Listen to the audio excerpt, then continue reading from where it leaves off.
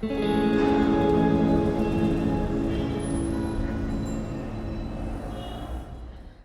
Marcus.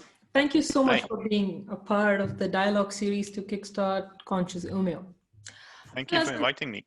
Oh yeah, of course, it's a pleasure. As a researcher delving deep into explainable AI, human-computer interaction, and cognitive science, your journey is especially fascinating.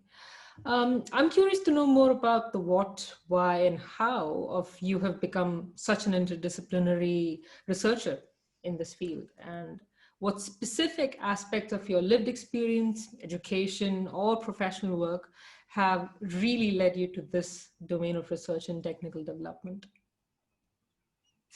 Right. Well, it kind of starts where my philosophy journey begins, which was actually a bit earlier than when I got to do my undergrad in philosophy. Most people encountered philosophy for the first time then and there. But I had actually done a philosophy course in my high school years before that, where part of my big project, it wasn't that big of a project, it was just a 3,000-word essay. But the topic of my essay was actually already then on philosophy of AI. I had been really enthralled by this paper by Daniel Dennett called Consciousness in Human and Robot Minds. Was about a robot that was made to approximate human cognition and behavior called COG. Mm-hmm. Now, back then, I thought that was really fascinating. Now, perhaps these days it's actually not all that impressive, and you could even say that the project was perhaps a bit misguided. But what I found really interesting was the way the focus was on the hardware and the nitty-gritty of creating cognition, whereas usually what you encounter in philosophy is a bit more broad and abstract in terms of looking how cognition works. So that's sort of where it started. Then from there, I went more into general philosophy, but after my undergrad, I went to my master's program, taught program called Mind, Brain, and Learning, where I diversified a bit into other cognitive sciences and learned a bit of neuropsychology and things like that. And that's when I got really interested in learned versus innate behaviors in humans and cognitive development. Then after I left that, and it came to thinking about what I wanted to do for my PhD, I sort of found my way back to computers and AI. And yeah, then I guess somewhere around there, I got really interested in the interdisciplinary projects regarding these things, because I started knowing people who worked with computer science and being surrounded by people who know about AI and computer science and so on, and looking into AI myself. It became very clear that from a sort of humanities view on cognition to a computer science view of cognition, there was a big gap where both sides made some assumptions that don't necessarily gel. So of course I came in with this perspective that I was going to be this big savior. I was going to come in and tell these computer science people what's what. But in reality, what happened is a bit more of a meet in the middle kind of thing. I also learned a fair few things. about how you sometimes come in from humanities with big assumptions with what can be done in terms of AI and the actual realities of the real problems in AI that you have to tackle. Yeah.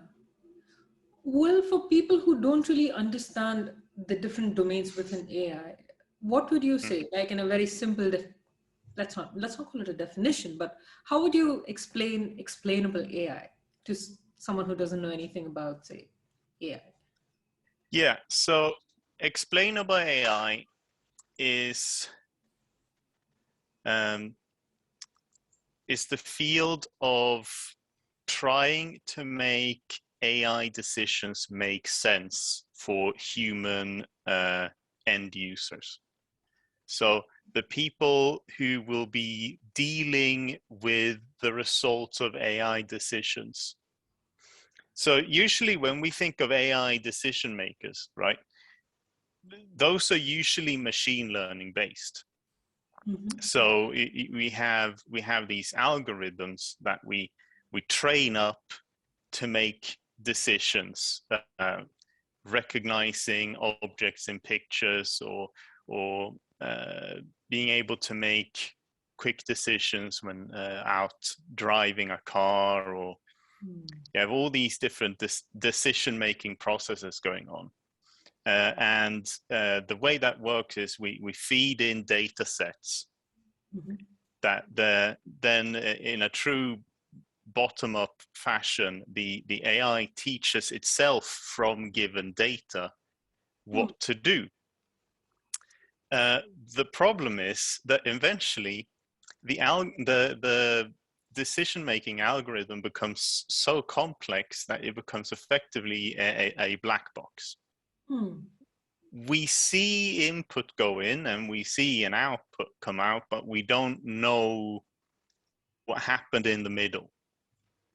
So explainable AI is about finding methods for AI to explain to us the reasons for the decisions being made, so that the human end users, or sometimes even the human colleagues to this AI, are actually able to understand and B, cooperate, or have some kind of input.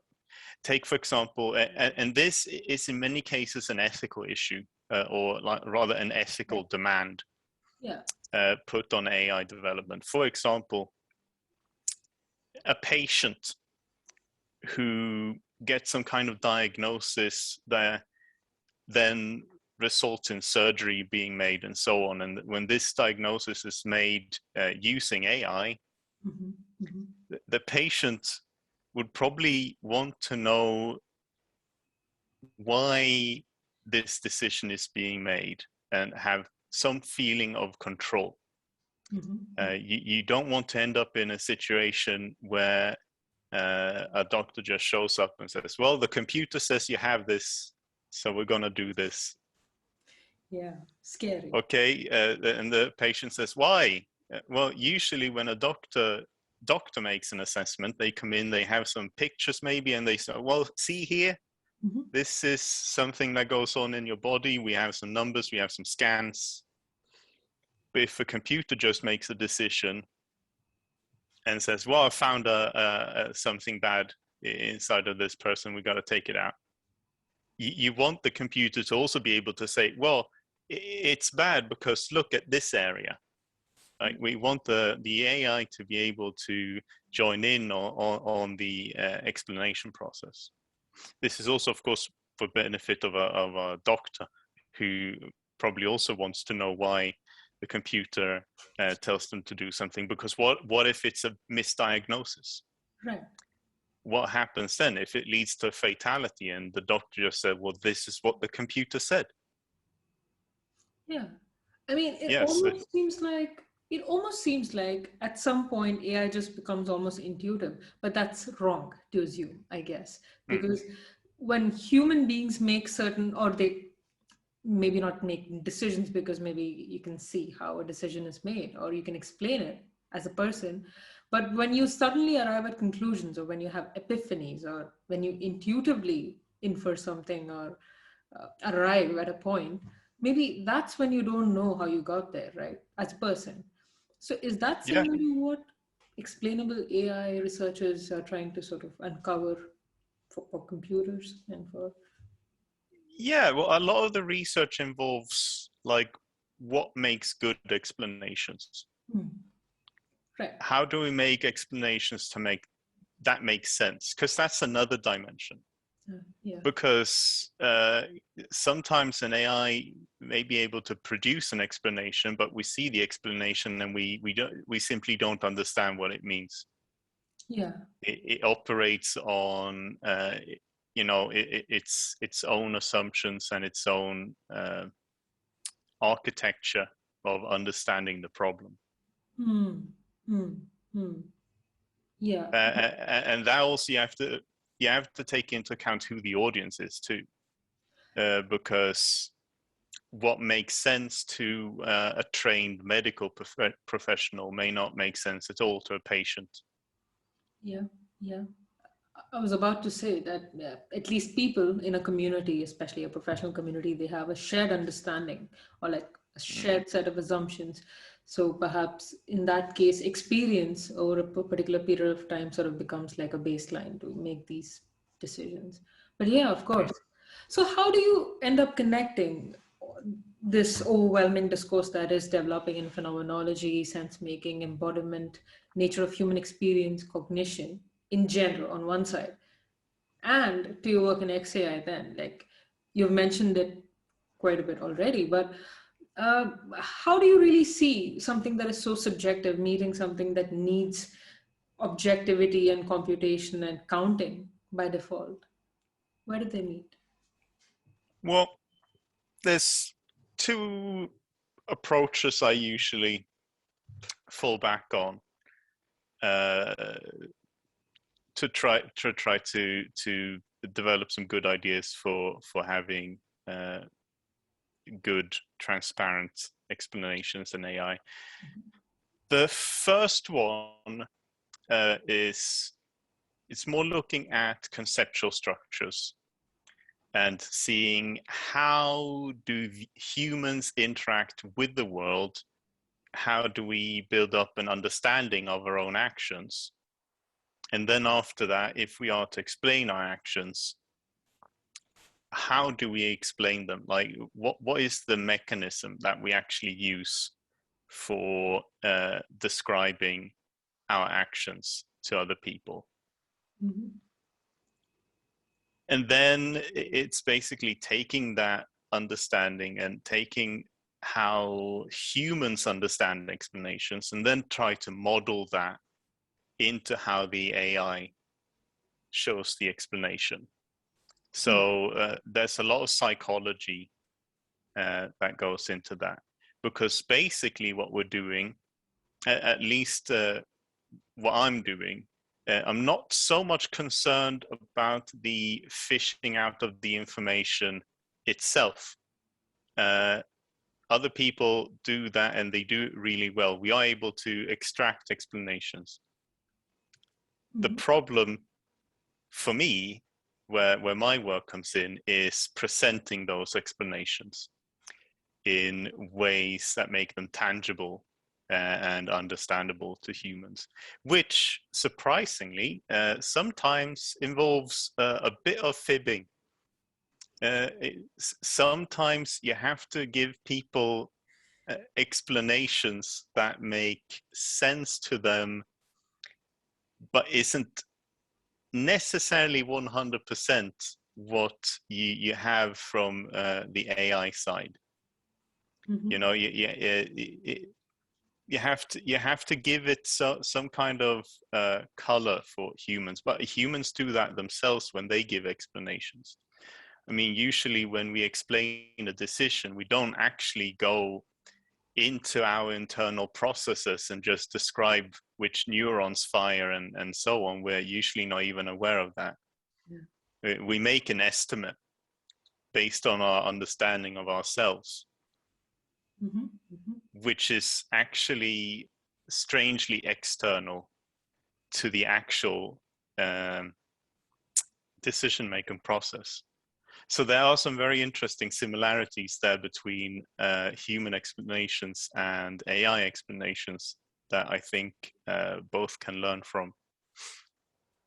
Yeah, yeah, of course. Now, if you were to sort of take this conversation a little more towards space, cities, right? Yes. Of course, as a developmental psychologist, you would have a lot to say about how space and time interact and sort of contribute to, say, the psychosocial development of an individual, especially since Yes. people are part of different social ecosystems as well as they scale. So, what do you really think? I mean, what's the role that a city plays, or a town, or a space plays in the overall development of an individual? Yeah, I think it plays a big part in what how an individual develops. You have to, and those are both on like individual levels, but also on very fundamental levels. Because if we jump a bit and get into another favorite topic of mine, which is e-cognition, so extended, embodied, embedded cognition and enactivism. Well, really pointing here towards maybe more embedded cognition and scaffolding that we use. And technology certainly comes in here, but the way we develop as humans, I mean, there are big debates on how much is internal and how much is external. You know, what is innate? What is it that we learn? There's many different interesting discussions with children about poverty and stimulus and so on. Wherever you land on that debate, I would say conservatively, you could say that whatever the case is, humans are certainly born with the tools to learn very, very quickly. And there doesn't seem to be any limiters on what domains that can apply. For example, take technology. Technology is a very new concept, especially if we think about phones and social media and so on. But new generations are very quick to learn and master new technologies. Very quick. I mean, I have a niece who's 2 years old and she loves phones. Yeah, of course. Yeah, she wants to swipe around and take pictures, and if you take a picture of her, she wants you to show her the picture. She wants to see the picture immediately. So even from a very early age, we are willing to engage with all these extra structures that we as a society construct. And this is not really a new thing. I mean, looking back, we have structures like written language. For example, very early, very ancient external structure that helps us to learn and grow as individuals and also empowers us. And that, I think, is a very important aspect. A lot of these structures are there to empower us to be able to do things we normally cannot do. I mean, take this example. A man leaves a village. He walks out of his village. He's out in the forest. He goes near a cliff. The edge of the cliff crumbles. He almost falls down, but he managed to jump away in just the right time. And he's saying, well, this cliff is really dangerous. I better warn people about this, right? So, well, he can go back to his village and use language to tell people, hey, there's a cliff over there. He can use grammar structure and stuff to so that people understand where the cliff is without having to show them. He can just tell them, and due to them having a common language, they can understand this and take part in this information. But even then, maybe some people are not there at the moment. They might miss out. Maybe they didn't hear him. Maybe he didn't find them. Maybe someone is out hunting, or someone's sleeping, and so on. But then, if he has written language, he could instead leave a warning in the shape of a sign. For example, say, warning, dangerous cliff ahead. Now, all of a sudden, he's even more empowered, because now he doesn't have to walk around and tell people about the danger. He leaves the danger sign once, and then he can go off and do just continue. And that warning will now be information embedded into the environment for anyone who has the same powers, the powers of language, of written language, of literacy, to take part of. Yeah.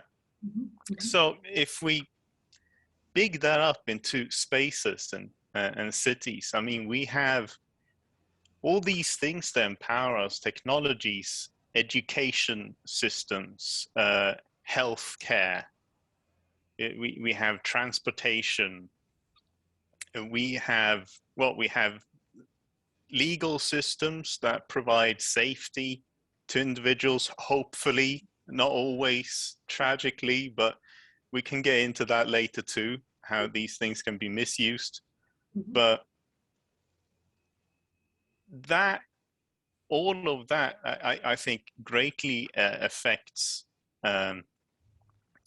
people's ability to enact their own desires, ambitions, potentials. So in terms of empowerment, those kinds of structures definitely help. Those kind of spaces, environment, are integral to development of individuals. And I will also say, in another sense, that isn't explicitly about empowerment, but I also think that spaces and cities also affect identity in people, because there are other structures that we create, stories, history, and myth, and so on. And you could say that every city has its own myth. It has its own spirit. Sure. And whether you live in London or New York or so on, you are, whether you move there or you grew up there, there is a tangible kind of sense of being that is different from, depending on which city you're in, that depends on that city's, like the city's identity also partly informs your own identity in that space. Yeah. Does that make sense? Of course. We were even thinking about this last year when suddenly the pandemic hit and people were sort of cut off from the city in a very obvious way. So how we sort of thought about this was from the perspective of metacognition, thinking about thinking, and how city is literally a mirror. It gives you possibilities and opportunities to act out in the way you want. So I would say developing on the ease that you mentioned. So enaction, agency, and intentionality, on one side, and then opportunities that are embedded in the environment that extend your capabilities to sort of do things, right? That's what we were looking at it. But then the next question comes in: if a city is a mirror, or if a city is actually, if it has its own spirit, how do we observe or model this back and forth between a person and a city? There is some level of empathy floating around, right? There is some level of connection. And how is it that we can start looking at these things in a way that not necessarily needs to be quantified, but observed, described perhaps? Yeah. Yeah, it's a very interesting and difficult problem, because this is always an ongoing process. And I mean, obviously, it's also an individual thing, because some people may have very minimal input, like there's a back and forth, but maybe then they don't leave as much of an imprint as the city or community leaves an imprint on them. And for other people, it can be completely different. You may have an artist who becomes really famous and gets to paint big things, big artworks on the walls of buildings that then become iconic to that part of the city or something, and really embraced. Or you have people who maybe they have some really good ideas for a restaurant that later becomes part of the city's core or foodie community core. And then the city becomes known for, or that part of the city becomes known for, that city has really good food. Like for example, I've never been to New York, but I've heard that apparently New York has amazing pizza. I have no idea what it tastes like. I have no idea if it's true or if it's different, but I know that New York pizza is a part of New York. Yeah, and so going back to, say, the affordances, I think that is something that you have personally done a lot of work in, from what I understand. So how would you, if you had to give an example of what an affordance really means in a typical Gibsonian sense? Gibson, that guy? Well, the way I would describe it is affordances is, and for me, that sort of mixes into with embedded cognition and action-oriented representations and so on. How somehow sometimes our cognitive content stretches out into the world to inform us what we can do with the world. So you may, for example, see a ball. A ball is just a spherical object. But due to your understanding of different contexts involving balls, you may have certain affordances that you know that you can, for example, use the ball to kick. You can kick it. Maybe you have watched a lot of football, played a lot of football, you know the game of football, so you also know that you can do certain tricks. You can juggle the ball with your feet.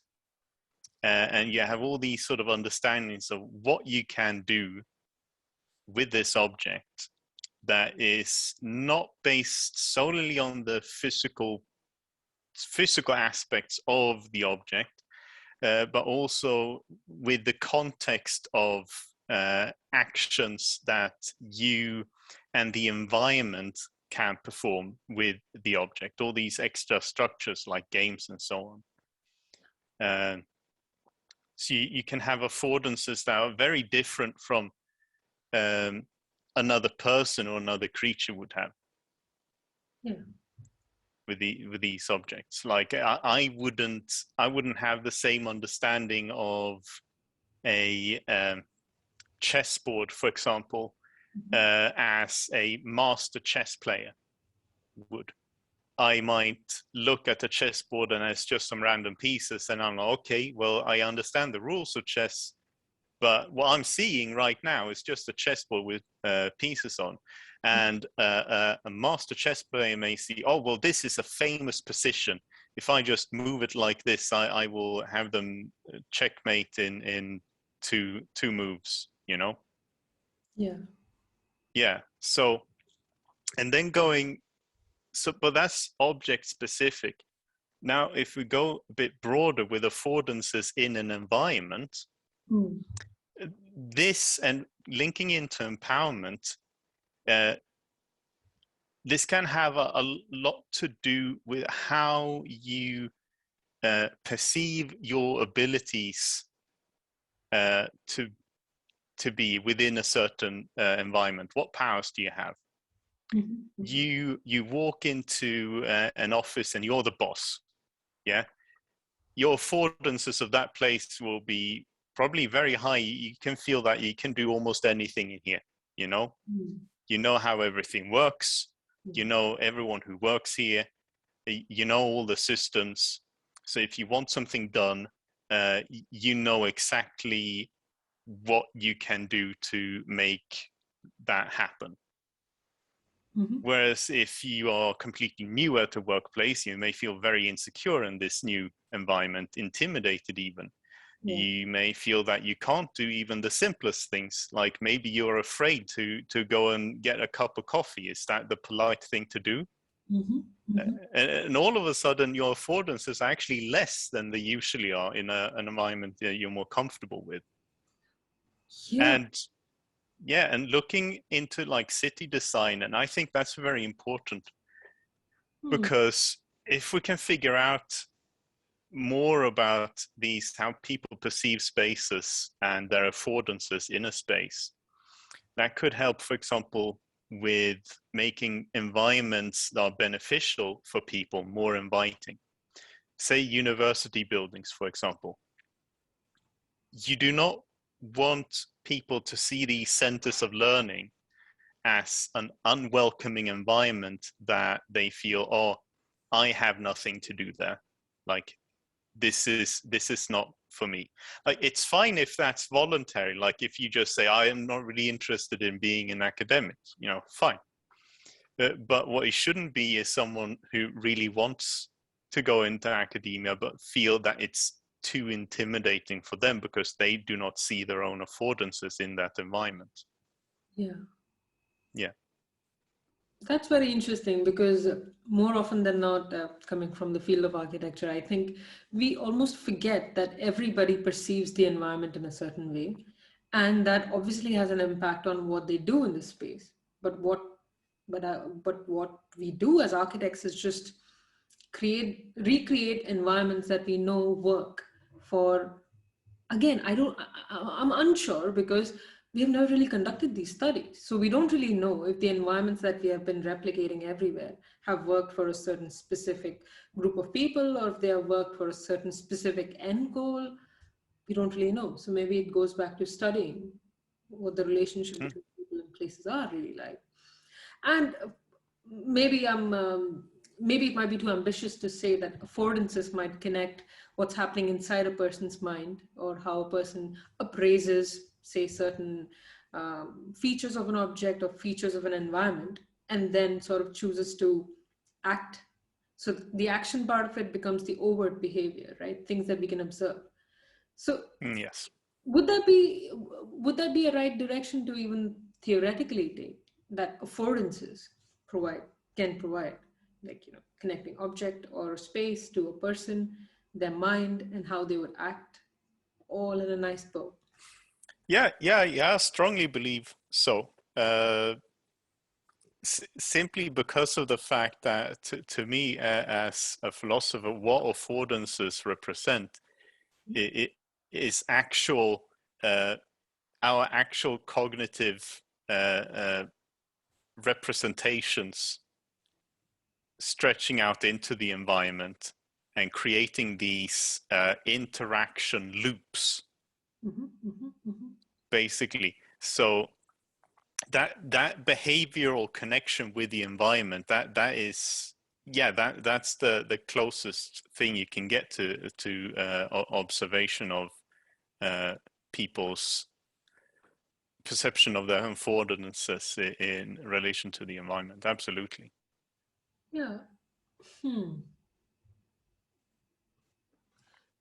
Well, yeah, I mean, more often than not, what we end up doing is, like, even if we are simulating these interactions with a building, like, of course, BIM has been active for almost a decade now. There's a lot of research that's going on in building information modeling, that is BIM, and how people might interact even in not yet built environments. And more often than not, it takes the agent-based simulation route as opposed to the event-based simulation route, which I'm just beginning to sort of scratch the surface of. And the event-based simulation route seems to talk about something similar to what you're saying, that it is in the moment, yes, to some extent, and it's also dependent on what the person perceives their opportunities for engagement are, as opposed to just what the agent wants, which might be agent-based, or just what the space is giving or offering, all in isolation. Right. Well, as interesting as all of these conversations tend to be, what do you think is the biggest challenge when it comes to sort of applying such research out there in the industry? Or, I mean, if I had to put it this way, what kind of insights do you think are the most valuable for someone who's Yeah, designing spaces, be it digital or physical spaces? yeah. So when we're thinking about designing spaces, and especially if those spaces are supposed to involve some kind of AI, I mean, the concept of smart cities and more computer-driven cities is increasingly popular ideas. I mean, we even have some of those projects going on in Umeå at the moment, which perhaps we can talk about later. But I mean, there are two aspects to this. One is obviously when we're thinking about concepts for designs and so on, it's easy to be carried away, but that's not necessarily a bad thing. People who work in design, people who work in architecture, psychology, people who work in art, who are involved in designing spaces and so on, and philosophers too, of course, are all involved in this thought business of how things might work, or how things might be, like what are the potentials. But then when we go into the engineering aspect of things, we have, like I said, we have this gap again, because then we have on the other side people who are more in the business of making things work. Yeah, so we take a problem and we say, well, here's a potential solution, and we give that solution to an engineer and say, well, implement this solution somehow. And they have to sort of boil that idea down until it's on a feasible implementation level. And the solution presented may not even respect the actual realities of the sort of technical problems that are present. Why should they? They are there to come up with potentials, not realities. Yeah. So this is not really a blame game. It's just the fact of the dichotomy between potentials and realities. So what I think is the most important to look at in that aspect is simply the conversation between idea and implementation. That's a very important conversation, and it definitely should not be a kind of conversation where it's just one side saying, oh, you just make this happen, or the other side saying, oh, well, you have no idea what works, I'll just make something that works. Like the back and forth, the conversation and the mutual respect here and understanding is very important. And that's why I strongly believe in interdisciplinary research that sort of fosters these kinds of understandings and connections. The other side, I also think, is very important, and we're talking about empowerment so far, But if we think about digital environments, and we talked about AI and explainable AI and AI decision making, and if these are part of that empowering environment, there is one kind of worrying element. And that element is the notion of autonomy. It's a big topic in AI, especially involving recommender systems. Oh, yeah.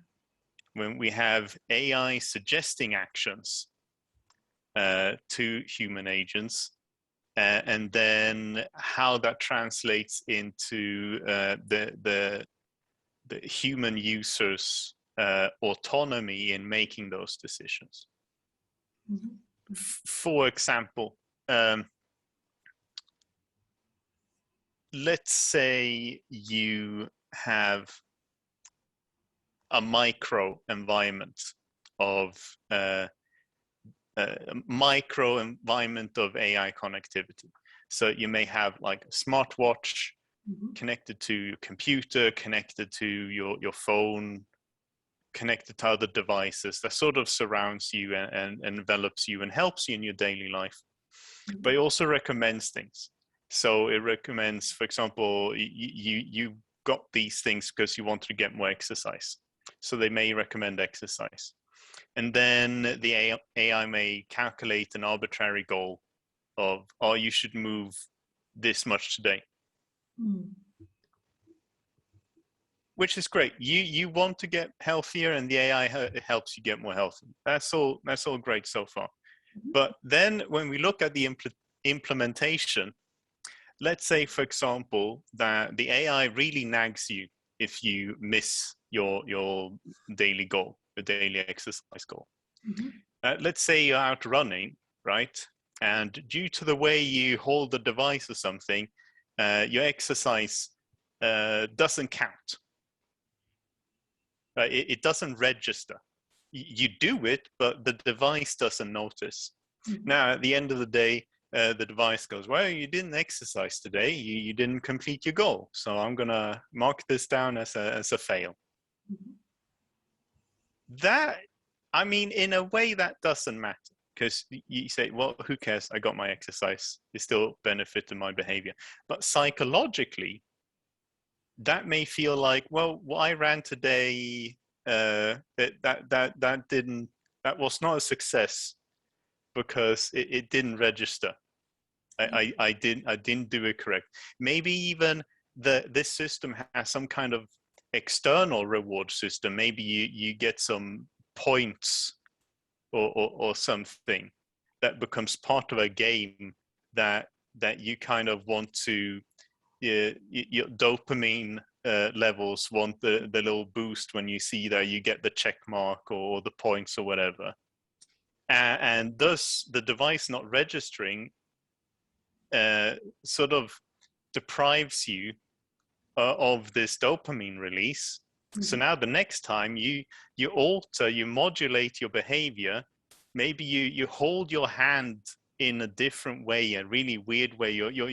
You alter your own bodily movements, not to the way you're comfortable with running, but to a way that better enhances the device's ability to register your exercise.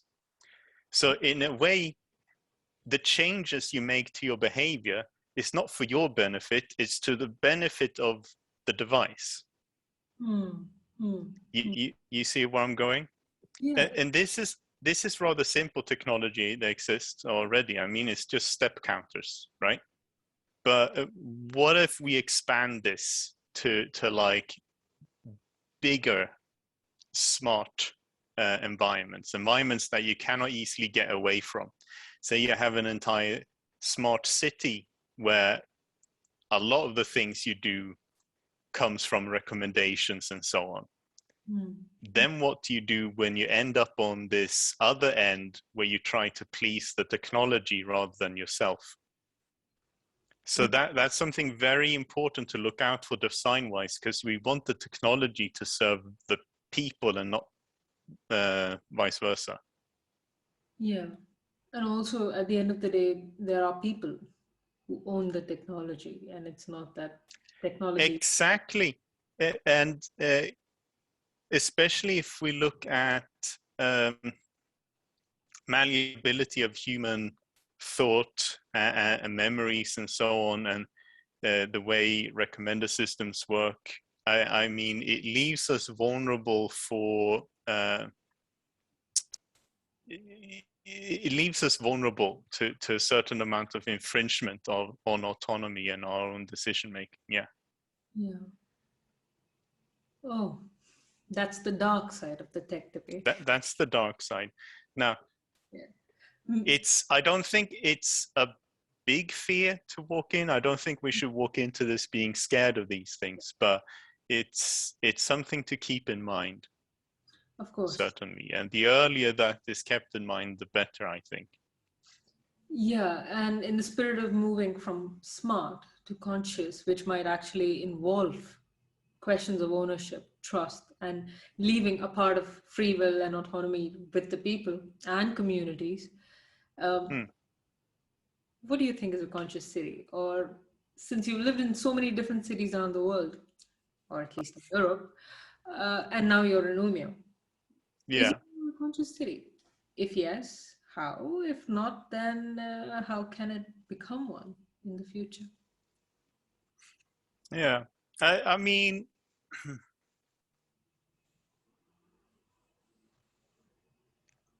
I think if we compare Umeå with Oxford, Mhm. one of the biggest differences that I see between Umeå and Oxford, not necessarily looking at the architecture, because I mean, obviously, I mean, Oxford is the city of domes and spires and all these ancient buildings, whereas Umeå, I mean, a significant part of Umeå burned down Sure. Mm. about a little over 100 years ago, I believe. So obviously that's a big difference. But one thing I would really say that is to Umeå's benefit is space Mhm. and how much of it there is. If you walk on Main Street in Oxford, you are constantly dodging people. Mm. It's like this big stream of people back and forth, just walking into each other. Mhm. You know, there's no real direction.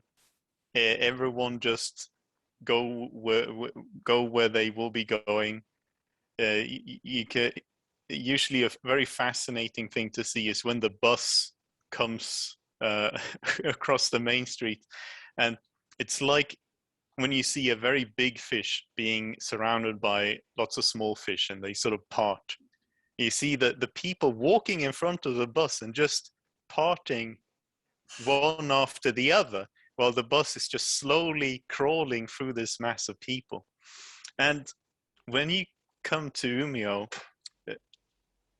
the first thing I realized was just how empty everything was. Yeah. I walked down a street, and there was, there was a road for cars, but there were no cars. Yeah. Yeah.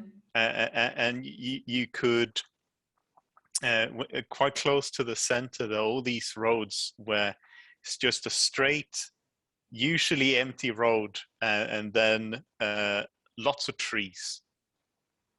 Mm. And I think when it comes to conscious uh, cities rather than smart cities,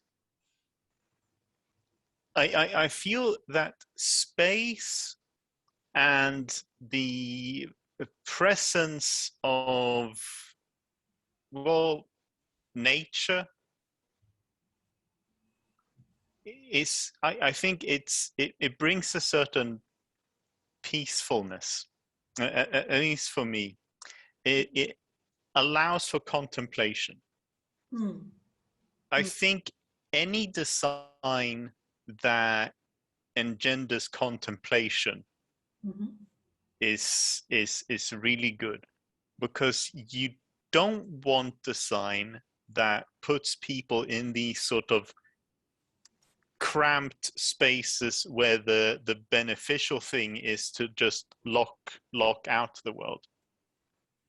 You know, because when you do that, you don't actually engage with the world, and when you don't engage with the world, you tend to be more just goal focused. You know, I need to get down the street, I need to just get to work, I need to do this, and then you get home and you feel stressed out and empty, and you don't really know why. Whereas I think giving people space that they're happy to reach out into and contemplate and enjoy, and that also helps, I think, making people feel part of a community. Like they are part of the city, and like that. And we can go back to what we talked about earlier about the spirit of a city and the spirit of a person. Perhaps my inclination is to believe that given these sort of contemplative friendly spaces is actually part in creating that link between person and city, and that in turn, of course, is a link between people. Because the spirit of the city is the conglomerate of all the people within. Thank you so much, Marcus. This was a wonderful conversation, of course, and looking forward to engaging with you more as the CCD develops WAVE, its initiative, which is literally about merging phenomenology and technology. And I think researchers like you are quintessential to that journey worldwide, and looking forward to more. Thank you so much. Thank you once again for inviting me, and I'm really looking forward to see how these things develop in the future. It's in a very exciting time. Yeah.